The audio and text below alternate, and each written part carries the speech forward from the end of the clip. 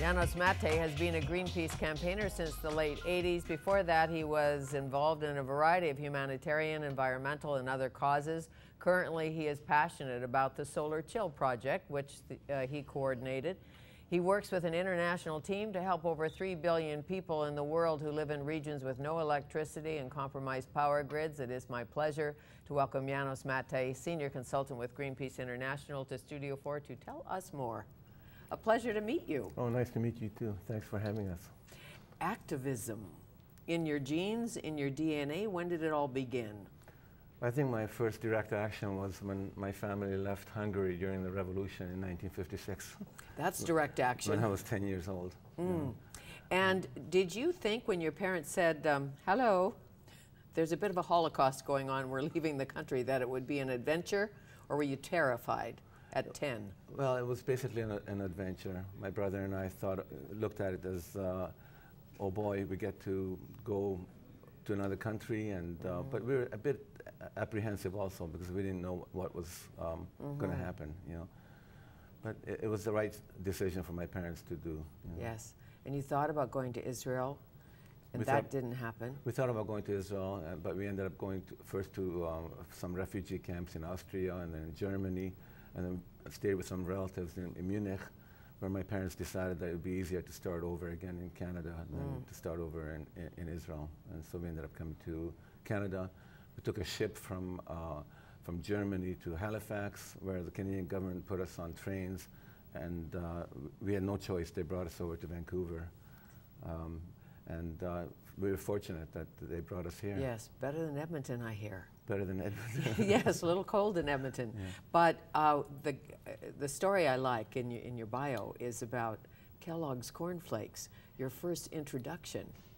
Yes, well, the story there is that when I was about 6 years old in Budapest, Uncle Stalin died.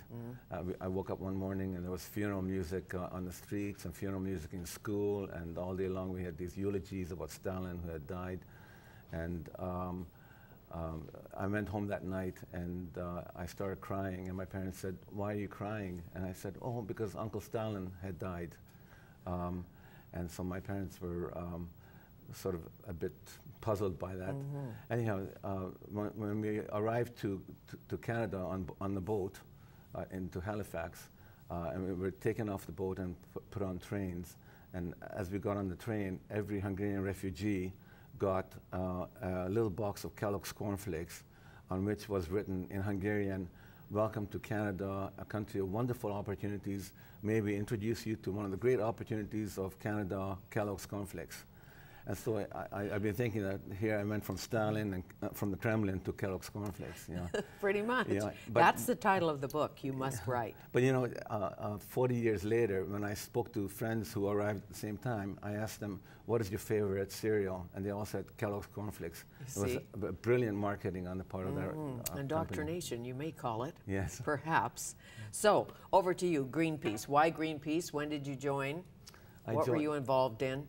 I joined in 1989. Prior to that, I was working as a social worker and a psychotherapist, family therapist.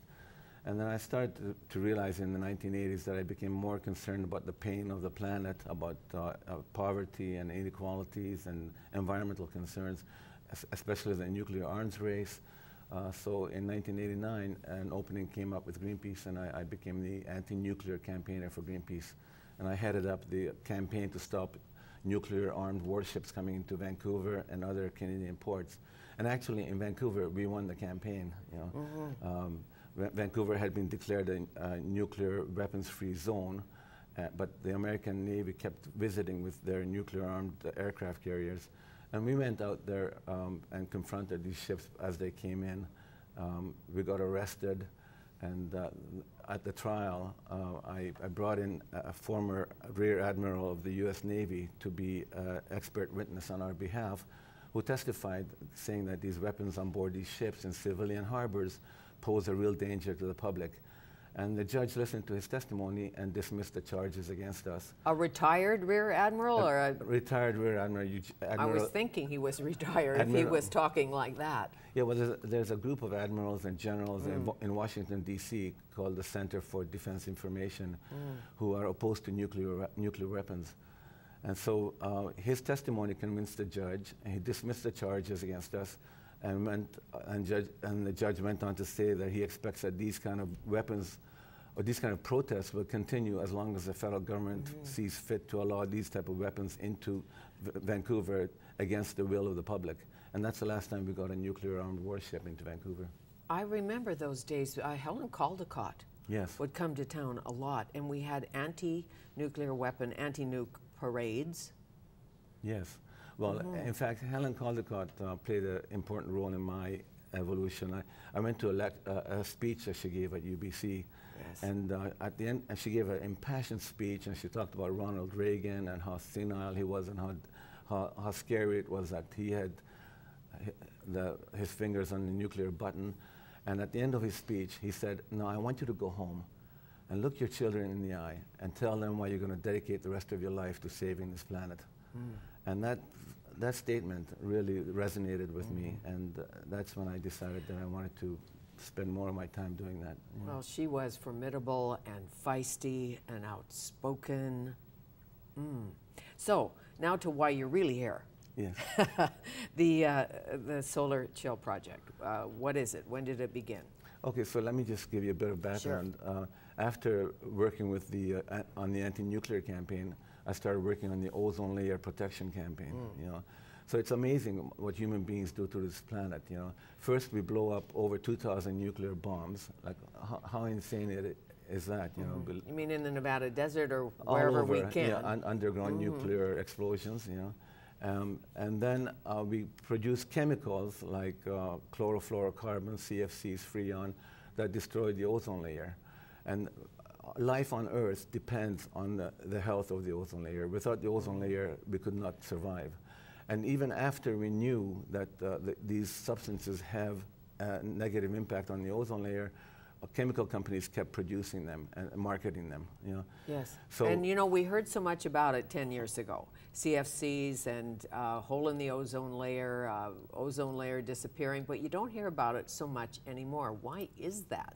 Or am I just running in the wrong circles? Well, what has happened is that eventually the international community brought forth the Montreal Protocol to phase out ozone-depleting substances. And the Montreal Protocol has had success in reducing the amount of ozone-depleting substances that go out into the atmosphere. Everything from hairspray to refrigerators, to air conditioners.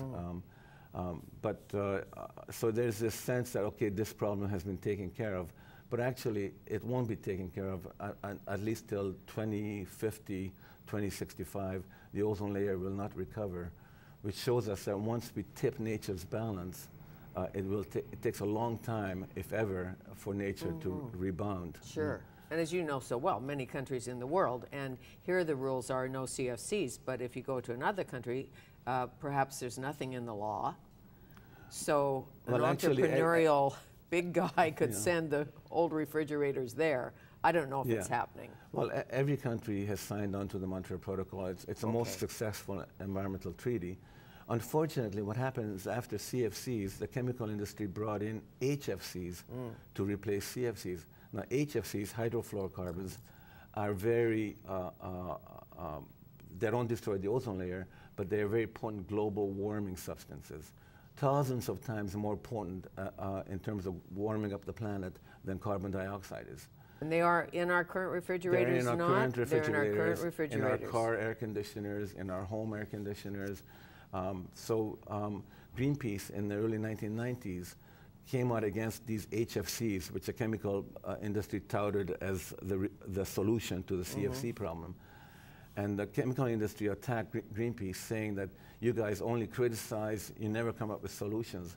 So Greenpeace Germany brought together a couple of scientists, engineers, and within 3 months, they came up with a brand new prototype for domestic refrigeration that doesn't use HFCs. We took this prototype to the big manufacturers in Germany and said, here's a new technology. And they said, oh no, we can't use this technology because it uses hydrocarbons as a refrigerant. Hydrocarbons are flammable. But you have about 60 to 80 grams of hydrocarbon in a fridge, which is about like 2 cigarette lighters. So Greenpeace, at this point, went on a public campaign in Germany and got up to 80 to 100,000 orders from the public for this refrigerator that was yet to be produced, pre-orders, you know. Really? And at this point, one company announced that they're going to start manufacturing this product. And as soon as one company did that, all the other big companies signed on. So then from there, Greenpeace took the technology to China and to Japan and all over the world. So today, we have over 600 million so-called green freeze refrigerators in the world. This is refrigerator technology that Greenpeace developed. And it represents 40% of global production for domestic refrigeration. And that's called green freeze. Green freeze. So what's the difference between a green freeze refrigerator or ice box, whatever we're calling it, and a SolarChill? Okay, so I became the key spokesperson for the green freeze technology around the world. And then in 1999, I was in Ouagadougou in Burkina Faso at a conference, and I was traveling with a colleague on a bus, and we saw all these refrigerators outdoors out on the sidewalk, and we started talking about the idea, what if we could produce a solar green freeze refrigerator? And then that gave the initial idea for the SolarChill technology. And then we brought together some other partners into a project called SolarChill, and we decided that we want to produce a solar refrigerator, vaccine cooler, and food refrigerator that bypasses the use of lead batteries. So not only will have environmentally friendly refrigeration technology, but it won't be using lead batteries at the same time. But it still works with HCs. Hydrocarbons. I mean hydrocarbons, That's yes. right. So, but it's powered by the sun. It's powered by the sun. A direct current compressor runs the refrigerator. The refrigerator produces an ice bank, so basically an ice battery. The power of the sun is stored in ice instead of in a lead battery. And then the ice bank maintains the required temperature in the cooling cabinet. So it's basically like an old-fashioned ice box running on solar energy. Bypasses lead batteries, and it's environmentally friendly. And it's exactly what countries in the developing world need. Yes. I mean, imagine to deliver vaccinations, immunization programs in areas where there's no electricity. It's a real challenge. Of course. Or in a land of drought where you need food and there's none. Exactly. And so you can go to an ice box or to the SolarChill box. Exactly. And get food. That's right. That's not rotten. Yeah. And, oh, sorry. We'll take a break and come back with Janos Maté.